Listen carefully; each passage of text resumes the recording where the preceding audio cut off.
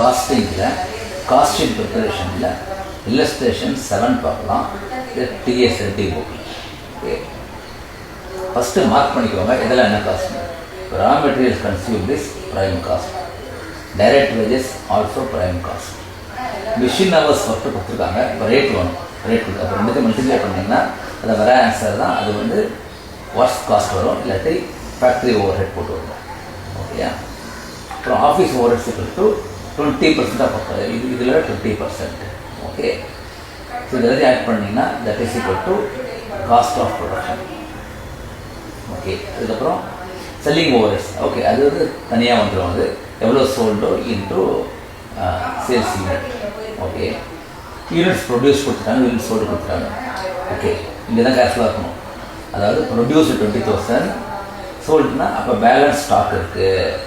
Balance stock வந்து 2,000 இருக்குது.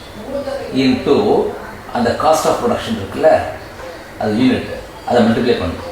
Minus பண்ணிங்கன்னா அது க்ளோசிங் ஸ்டாக் பேசிக்கலி மைனஸ் பண்ணுறோம். ஓகேயா, then you will get the full what you call the cost of production sold. இது cost of production produced, இது cost of production sold. ஓகேயா, அதிலிருந்து செல்லிங் ஓவர் ஹெட்ஸை மைனஸ் பண்ணிங்கன்னா that is equal to profit.